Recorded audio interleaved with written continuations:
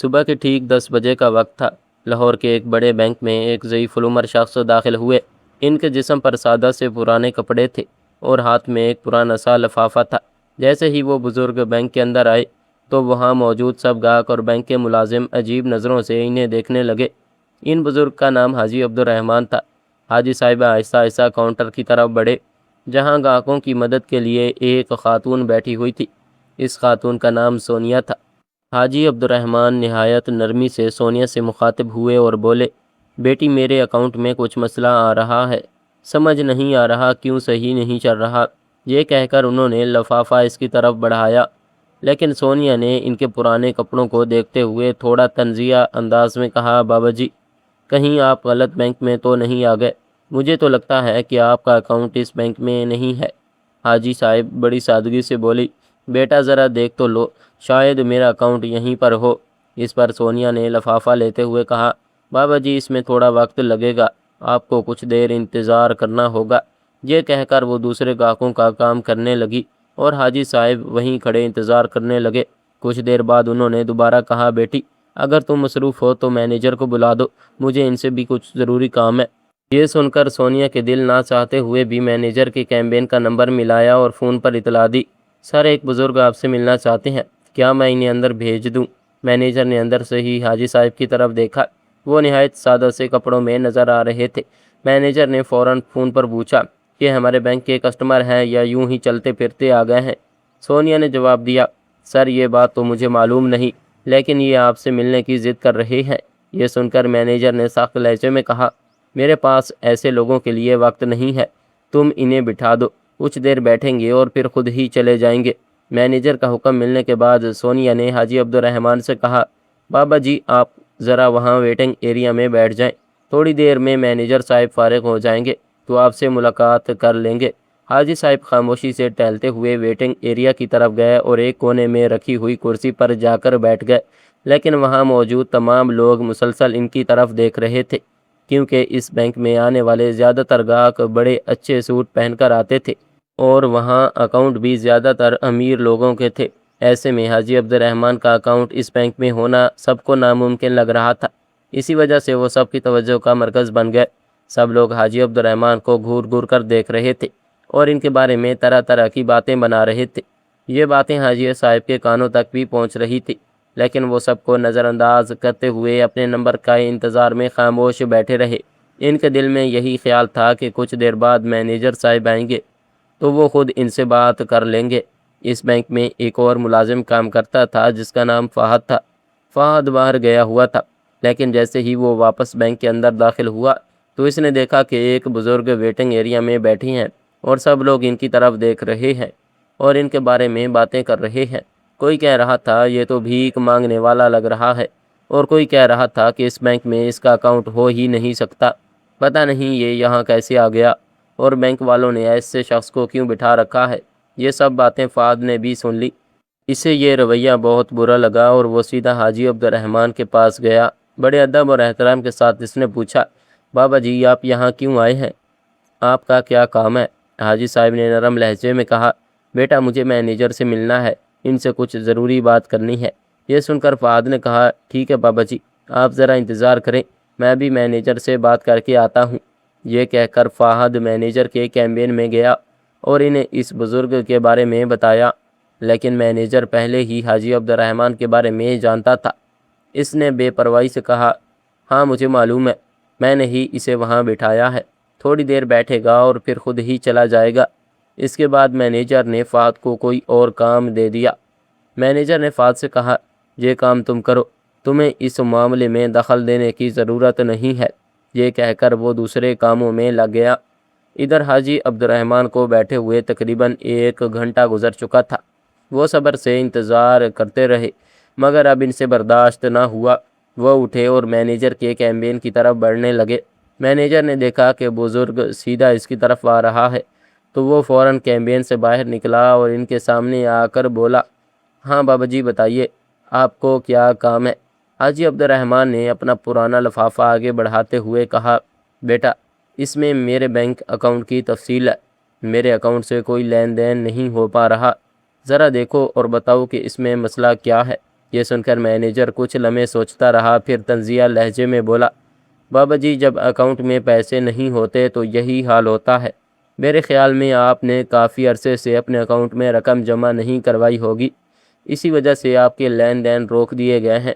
حاجی عبد الرحمن نے بڑے سکون سے کہا، بیٹا پہلے ایک بار اکاؤنٹ تو چیک کر لو، پھر مجھے بتانا، یوں بغیر دیکھے کیسے کہہ سکتے ہو؟ یہ سن کر مینیجر ہنسنے لگا اور بولا، بابا جی یہ میرا سالوں کا تجربہ ہے، میں نے یہی کام کیا ہے، اور آپ جیسے لوگوں کی شکل دیکھ کر ہی بتا سکتا ہوں کہ ان کے اکاؤنٹ میں کتنا پیسہ ہو سکتا ہے۔ آپ کے اکاؤنٹ میں تو مجھے کچھ بھی دکھائی نہیں دیتا، بہتر یہ ہے کہ آپ یہاں سے چلے جائیں، دیکھ رہے ہیں نا سارے کسٹمر آپ کو گھور رہے ہیں، آپ کی وجہ سے بینک کے اندر ایک عجیب سا ماحول بن گیا ہے۔ یہ سن کر حاجی عبد الرحمن نے لفافہ اس کی میز پر رکھ دیا اور کہا، ٹھیک ہے بیٹا، میں تو جا رہا ہوں، لیکن اس لفافے میں جو تفصیل لکھی ہے اسے ایک بار ضرور دیکھ لینا۔ یہ کہہ کر وہ وہاں سے نکلنے لگے۔ حاجی عبد الرحمن جیسے ہی بینک کے گیٹ پر پہنچے تو پلٹ کر کہنے لگے، بیٹا تمہیں اس سب کا بہت برا انجام بھگتنا پڑے گا۔ یہ کہہ کر وہ بینک سے باہر نکل گیا۔ مینیجر نے یہ الفاظ سنے تو ایک لمحے کے لیے خوف تو آیا، لیکن پھر خود کو سمجھایا کہ بڑھاپے میں اکثر بزرگ ایسی ہی باتیں کر جاتے ہیں۔ وہ دوبارہ اپنے کام میں مصروف ہو گیا۔ میز پر وہ لفافہ رکھا ہوا تھا جس میں حاجی صاحب کے بینک اکاؤنٹ کی تمام تفصیل درج تھی۔ اسی دوران فہد وہاں سے گزرا اور اس نے لفافہ اٹھا لیا۔ اس نے فوراً کمپیوٹر میں لاگ ان کیا اور اس میں لکھی معلومات کے مطابق ریکارڈ تلاش کرنے لگا۔ جب پرانے ریکارڈ کھنگالے گئے تو یہ دیکھ کر وہ ششد رہ گیا کہ یہ بزرگ دراصل اس بینک کے بڑے شیئر ہولڈر میں سے ایک ہے اور ان کے پاس اس بینک کے 7% شیئرز ہیں۔ یہ حقیقت دیکھ کر فہد کے ہوش اڑ گئے۔ اس نے مزید باریکی سے تفصیل پڑھی تو مکمل یقین ہو گیا کہ حاجی عبد الرحمن واقعی اس بینک کے مالکوں میں شامل ہے۔ فہد نے رپورٹ کی ایک کاپی نکالی اور مینیجر کے کیمبین کی طرف بڑھ گیا۔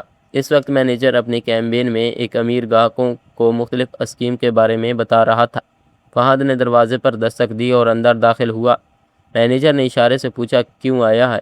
فہد نے بھی اشارے سے بتایا کہ یہ رپورٹ اسی بزرگ کی ہے جنہیں آپ نے ابھی یہاں سے نکال دیا تھا، بہتر ہوگا آپ ایک نظر اس پر ڈال لیں۔ یہ کہہ کر فہد نے رپورٹ مینیجر کی میز پر رکھ دی۔ مینیجر نے اپنے کلائنٹ سے معذرت کرتے ہوئے کہا، دیکھو بھائی، ہمارے پاس ایسے ویسے لوگوں کے لیے وقت نہیں ہے۔ اس پر فہد مؤدبانہ لہجے میں بولا، سر اگر آپ اس کو ایک بار دیکھ لیں تو بہتر ہوگا۔ لیکن مینیجر نے رپورٹ کو ایک طرف سرکتے ہوئے کہا، مجھے یہ دیکھنے کی کوئی ضرورت نہیں ہے، مجھے ایسے کسٹمرز میں کوئی دلچسپی نہیں۔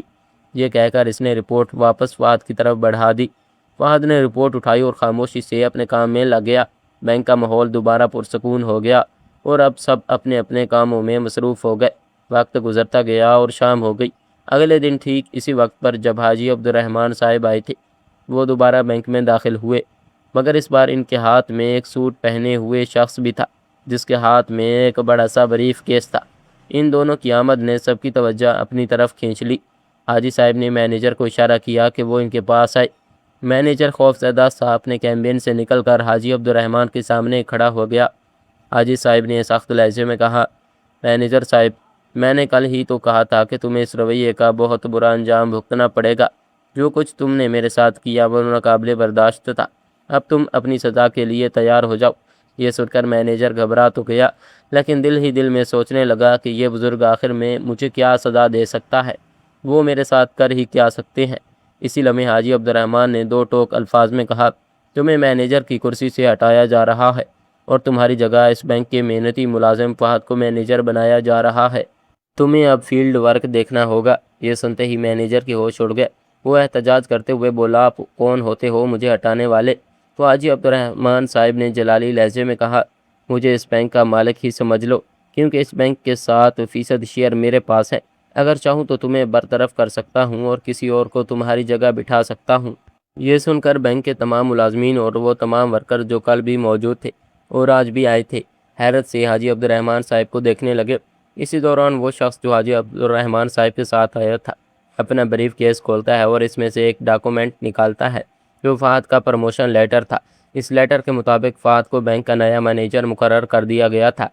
پھر وہ دوسرا خط نکالتا ہے اور پرانے مینیجر کو تھما دیتا ہے۔ اس میں لکھا ہوتا ہے، اگر تمہیں فیلڈ ورک میں کام کرنا ہے تو کر لو، لیکن مینیجر بن کر اب اس بینک میں نہیں رہ سکتے۔ یہ سنتے ہی پرانے مینیجر کے پسینے چھوٹنے لگے۔ وہ اپنی کل کی گئی بدتمیزی پر حاجی عبدالرحمن سے معافی مانگنے لگا، لیکن حاجی صاحب نے سخت لہجے میں کہا، معافی کس بات کی؟ میں کیوں تمہیں معاف کروں؟ تم نے جو میرے ساتھ رویہ اختیار کیا وہ ہمارے بینک کی پالیسی کے خلاف ہے۔ کیا تم نے کبھی یہ پالیسی پڑھی بھی ہے؟ یہاں غریب اور امیر میں کوئی فرق نہیں رکھا جائے گا، سب کو برابر سمجھا جائے گا۔ اصل میں اس بینک کی بنیاد حاجی عبدالرحمن صاحب نے ہی رکھی تھی، اور شروع دن سے ہی یہ اعلان کر دیا تھا کہ یہاں کسی کو حقیر نہیں سمجھا جائے گا اور نہ ہی کسی کو ضرورت سے زیادہ فوقیت دی جائے گی۔ ہر کسٹمر کے ساتھ برابر کا سلوک کیا جائے گا۔ اگر کوئی ملازم اس اصول کی خلاف ورزی کرے گا تو اس کے خلاف سخت کارروائی ہوگی۔ حاجی صاحب نے مزید کہا، یہ تو میرا رحم ہے کہ تمہیں نوکری سے فارغ نہیں کر رہا، ورنہ میں چاہتا تو ابھی کے ابھی تمہیں برطرف کر دیتا۔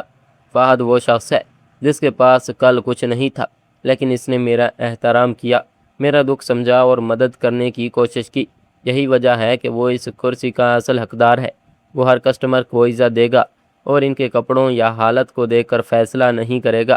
یہ کہہ کر حاجی عبدالرحمن نے کلرک سونیا کو بھی اپنے پاس بلایا اور سخت لہجے میں اسے ڈانٹتے ہوئے کہا، میں تمہیں تمہاری یہ پہلی غلطی سمجھ کر معاف کر رہا ہوں، لیکن بینک کے اندر آنے والے کسی بھی شخص کو اس کے لباس سے نہیں پرکھنا چاہیے، بلکہ تسلی سے اس کی بات سننی چاہیے۔ اگر تم مجھے پہلے ہی ہینڈل کر لیتی تو مجھے اس مینیجر کے پاس جانا ہی نہ پڑتا اور اتنی بے عزتی برداشت نہ کرنی پڑتی۔ یہ سن کر سونیا ہاتھ جوڑ کر معافی مانگنے لگی اور کہنے لگی، بابو جی مجھے معاف کر دیں، مجھ سے بہت بڑی غلطی ہو گئی، آئندہ آپ کو ایسا کبھی نہیں دیکھنا پڑے گا۔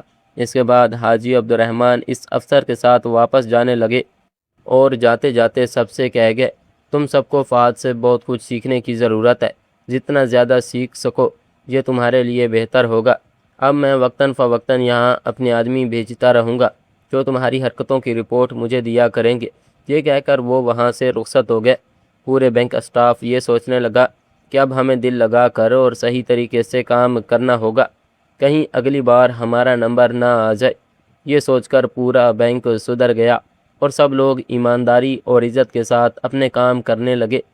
حاجی عبدالرحمن کا یہ واقعہ چاروں طرف پھیل گیا اور سب لوگ اس بینک کی تعریف کرنے لگے۔ لوگ کہتے تھے کہ مالک ہو تو ایسا جو خود آ کر دیکھے کہ ادارے میں کیا ہو رہا ہے، کیونکہ اکثر مالکین اپنے بینک یا کاروبار کھول کر چلے جاتے ہیں اور پھر اس بات کی پرواہ نہیں کرتے کہ مینیجر یا اسٹاف کس طرح کام کر رہا ہے۔ لیکن حاجی عبدالرحمن نے بطور مالک اپنا فرض پورا نبھایا اور بینک کے ملازمین کو ایک بہترین سبق سکھایا۔ آپ کا کیا کہنا ہے؟ حاجی عبدالرحمن کے بارے میں آپ کی کیا رائے رکھتے ہیں اور فہد کے بارے میں آپ کی کیا رائے ہے؟ کومنٹ میں ضرور بتائیں۔ اگر کہانی آپ کو پسند آئی ہو تو ہمارے ویڈیو کو لائک اور چینل کو سبسکرائب لازمی کر دیں۔ ملتے ہیں اگلی ویڈیو میں، تب تک کے لیے اللہ حافظ۔